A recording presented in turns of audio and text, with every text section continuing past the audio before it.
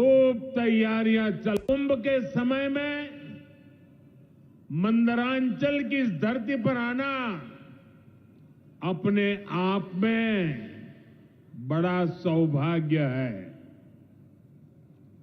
इस धरती में आस्था भी है, विरासत भी है और विकसित भारत का सामर्थ्य भी है। ये शहीद तिलका मांझी की धरती है, ये सिल्क सिटी भी है। बाबा अजगैबीनाथ की इस पावन धरा में इस समय महाशिवरात्रि की भी खूब तैयारियां चल रही हैं। ऐसे पवित्र समय में मुझे पीएम किसान निधि की एक और किस्त देश के करोड़ों किसानों को भेजने का सौभाग्य मिला है। करीब 22,000 करोड़ रुपए एक क्लिक पर देश भर के किसानों के खाते में पहुंचे हैं। और जैसे ही अभी मैंने क्लिक दबाई, मैं देख रहा था यहां पर भी जो राज्यों के दृश्य दिख रहे थे, यहां भी कुछ लोगों की तरफ मेरी नजर गई। वो फटाफट अपने मोबाइल देख रहे थे कि पैसा आया कि नहीं आया, और तुरंत उनकी आंखों में चमक दिखाई देती थी। साथियों, आज जो किसान सम्मान निधि दी गई है, इसमें बिहार के भी 75 लाख से अधिक किसान परिवार है। बिहार के किसानों खाते में आज सीधे करीब 1600 करोड़ रुपए उनके खाते में पहुंच चुके हैं। मैं बिहार और देश के सभी किसान परिवारों को बहुत बहुत शुभकामनाएं देता हूं, बधाई देता हूं। साथियों, मैंने लाल किले से कहा है कि विकसित भारत के 4 मजबूत स्तंभ है। ये स्तंभ है गरीब, हमारे अन्नदाता किसान, हमारे नौजवान, हमारे युवा और हमारे देश की नारी शक्ति। एनडीए सरकार चाहे केंद्र में हो या फिर यहां नीतीश जी के नेतृत्व में चल रही सरकार हो, किसान कल्याण हमारी प्राथमिकता में है। बीते दशक में हमने किसानों के हर समस्या के समाधान के लिए पूरी शक्ति से काम किया है। किसान को खेती के लिए अच्छे बीज चाहिए, पर्याप्त और सस्ती खाद चाहिए, किसानों को सिंचाई की सुविधा चाहिए, पशुओं का बीमारी से बचाव चाहिए और आपदा के समय नुकसान से सुरक्षा चाहिए। पहले इन सभी पहलुओं को लेकर किसान संकट से घिरा रहता था। जो लोग पशुओं का चारा खा सकते हैं, वो इन स्थितियों को कभी भी नहीं बदल सकते। एनडीए सरकार ने इस स्थिति को बदला है। बीते वर्षों में हमने सैकड़ों आधुनिक किस्म के बीज किसानों को दिए। पहले यूरिया के लिए किसान लाठी खाता था और यूरिया की कालाबाजारी होती थी। आज देखिए किसानों को पर्याप्त खाद मिलती है। हमने तो कोरोना के महासंकट में भी किसानों को खाद की कमी नहीं होने दी।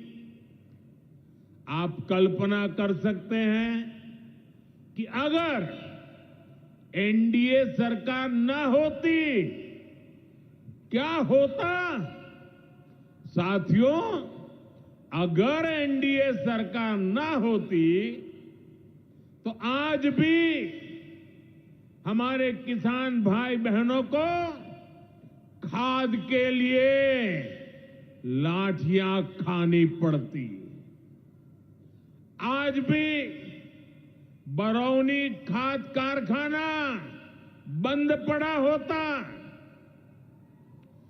दुनिया के अनेक देशों में खाद की बोरी जो 3,000 रुपये की मिल रही है, वो आज हम किसानों को 300 रुपये से भी कम में देते हैं।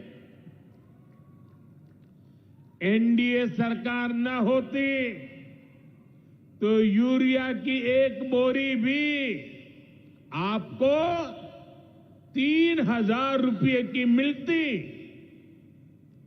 हमारी सरकार किसानों के बारे में सोचती है, उनकी भलाई के लिए काम करती है।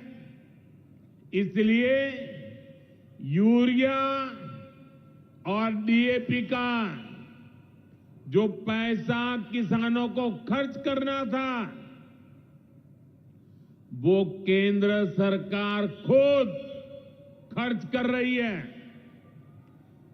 बीते 10 साल में करीब 12 लाख करोड़ रुपए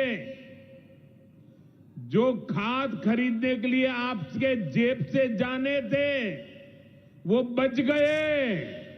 वो केंद्र सरकार ने बजट में से दिए हैं। यानी इतना सारा पैसा 12 लाख करोड़ रुपया देश के करोड़ों किसानों की जेब में बचा है। साथियों, एनडीए सरकार न होती तो आपको पीएम किसान सम्मान निधि ये भी नहीं मिलती। इस योजना को शुरू हुए अभी करीब 6 साल हुए हैं।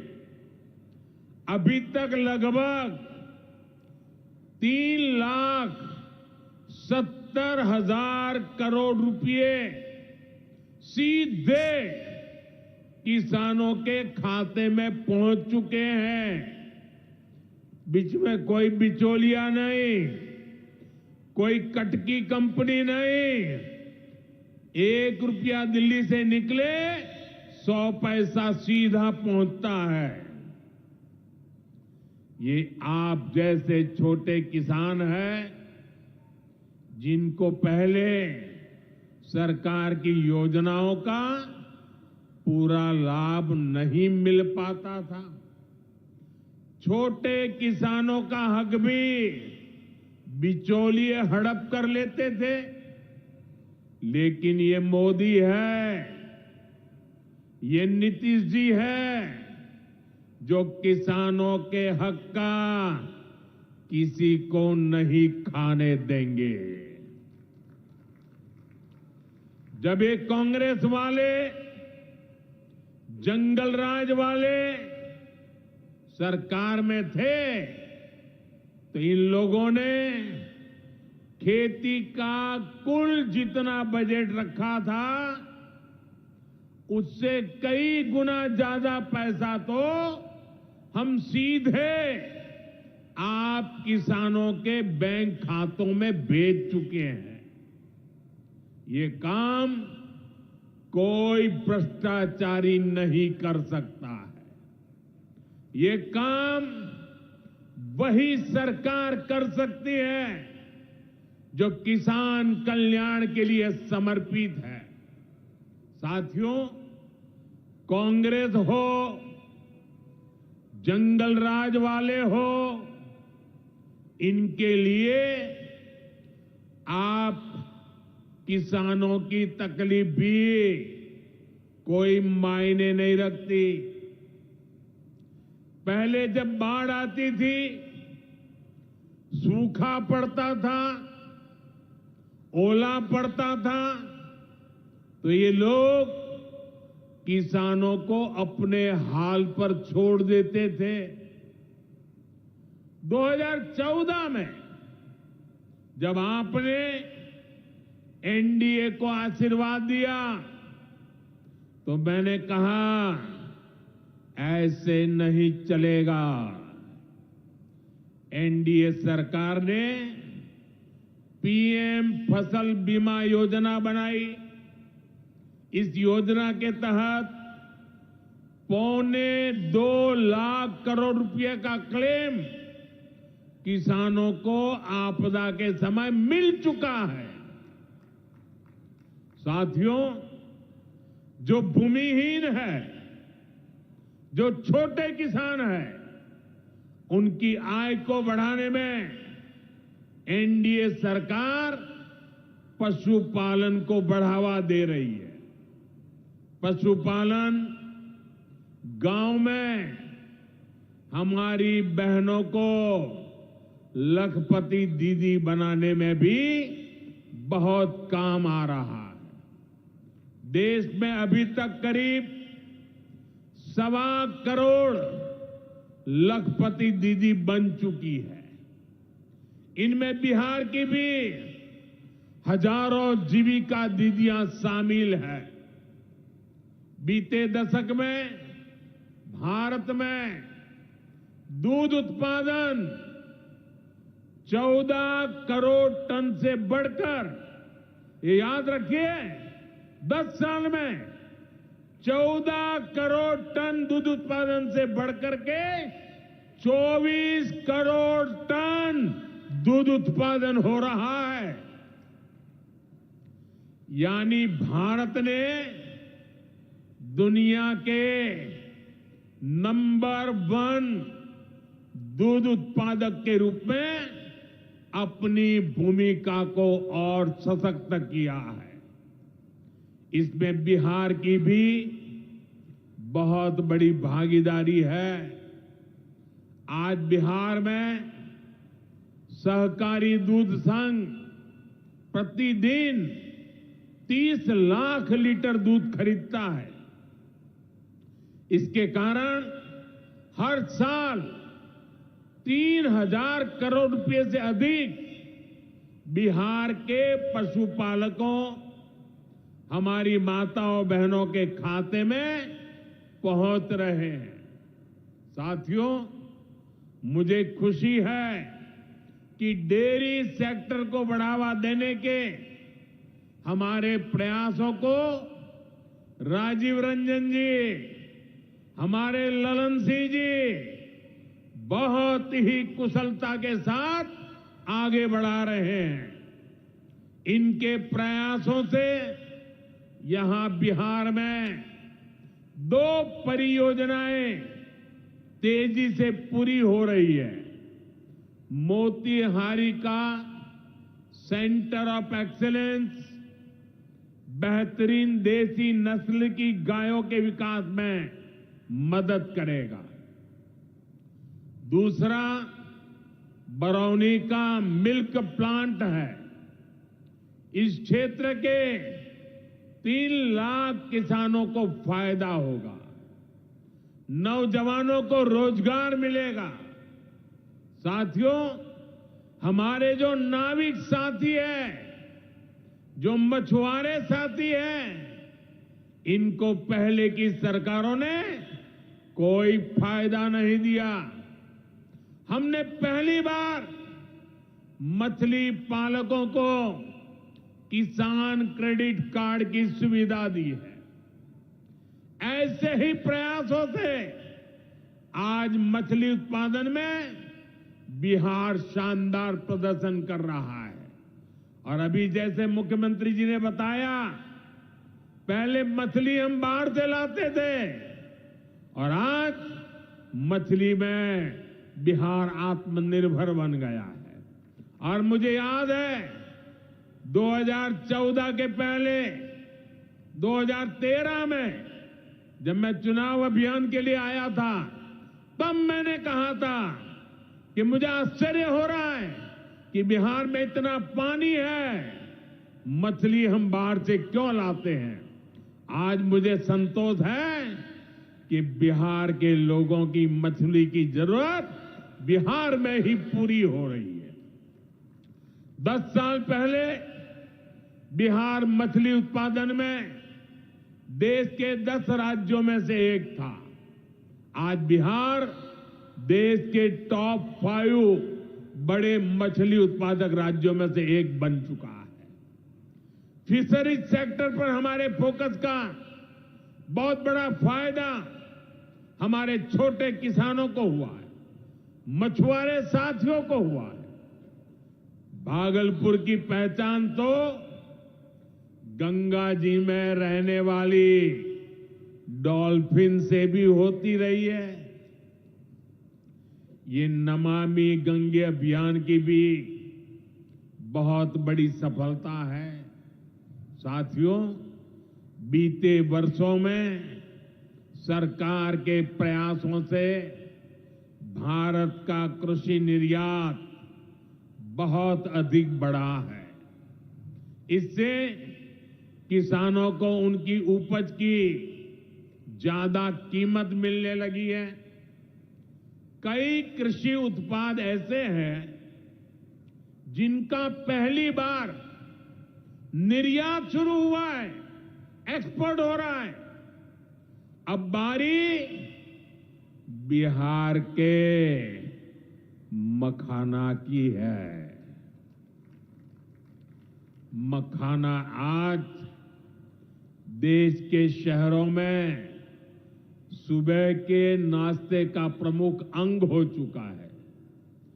मैं भी 365 दिन में से 300 दिन तो ऐसे होंगे कि मैं मखाना जरूर खाता हूं।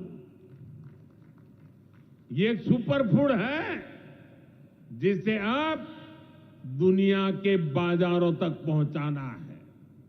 इसलिए इस वर्ष के बजट में मखाना किसानों के लिए मखाना बोर्ड बनाने का ऐलान किया गया है।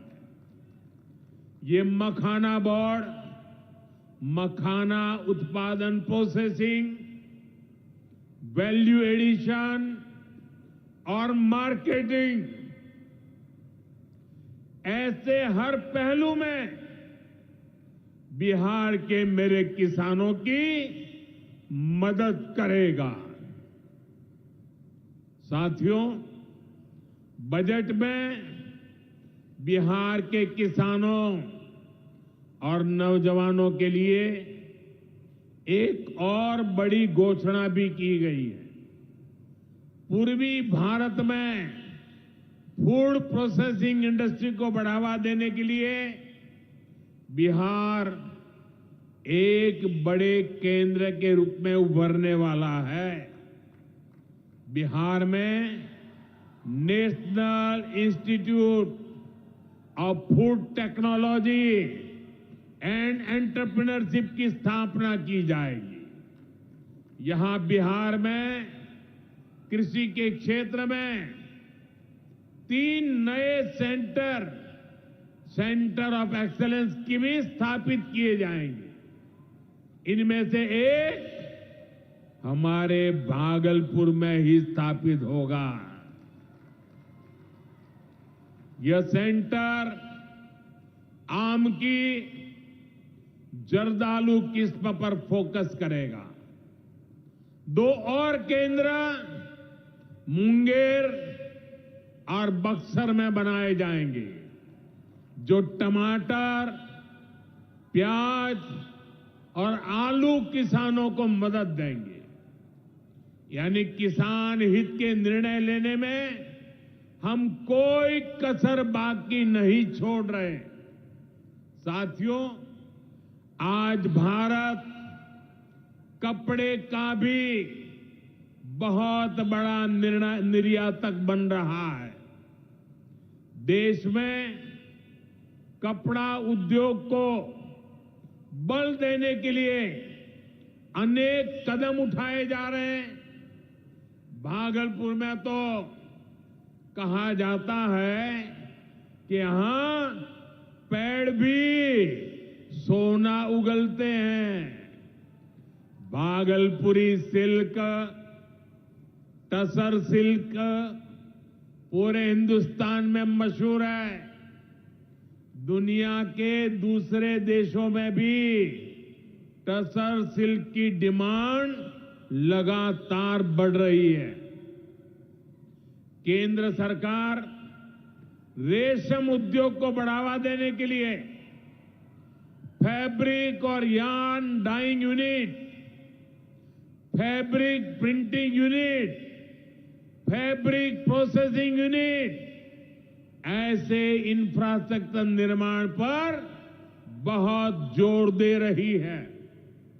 इससे भागलपुर के बुनकर साथियों को आधुनिक सुविधाएं मिलेगी और उनके उत्पाद दुनिया के कोने कोने में पहुंच पाएंगे। साथियों, बिहार की एक और बहुत बड़ी समस्या का समाधान एनडीए सरकार कर रही है। नदियों पर पर्याप्त पुल न होने के कारण बिहार को अनेक समस्याएं होती है। आपको आने जाने में दिक्कत ना हो, इसके लिए हम तेजी से काम कर रहे हैं। अनेकों पुल बनवा रहे हैं। यहां गंगा जी पर 4 लेन के पुल के निर्माण का भी तेजी से काम चल रहा है। इस पर 1100 करोड़ रुपए से ज्यादा खर्च किए जा रहे हैं। साथियों, बिहार में बाढ़ से भी बहुत नुकसान होता है। इसके लिए भी हमारी सरकार ने हजारों करोड़ रुपए के प्रोजेक्ट स्वीकृत किए हैं। इस वर्ष के बजट में तो पश्चिमी कोशी नहर ERM परियोजना के लिए मदद देने की घोषणा की गई है। इस परियोजना से मिथिलांचल क्षेत्र में 50,000 हेक्टेयर भूमि सिंचाई के दायरे में आएगी। इससे लाखों किसान परिवारों को लाभ होगा। साथियों, एनडीए सरकार किसानों की आय बढ़ाने के लिए अलग अलग स्तर पर काम कर रही है। भारत में उत्पादन बढ़े, दलहन और तिलहन में हम आत्मनिर्भर हो, यहां ज्यादा से ज्यादा फूड प्रोसेसिंग उद्योग लगे और हमारे किसानों के उत्पाद दुनिया भर तक पहुंचे। इसके लिए सरकार एक के बाद एक नए कदम उठा रही है। मेरा तो सपना है कि दुनिया की हर रसोई में भारत के किसान का उगाया कोई न कोई उत्पाद होना ही चाहिए। इस वर्ष के बजट ने भी इसी विजन को आगे बढ़ाया है। बजट में एक बहुत ही बड़ी पीएम धन धान्य योजना की घोषणा की गई है। इसके तहत देश के 100 ऐसे जिलों की पहचान की जाएगी जहां सबसे कम फसल उत्पादन होती है।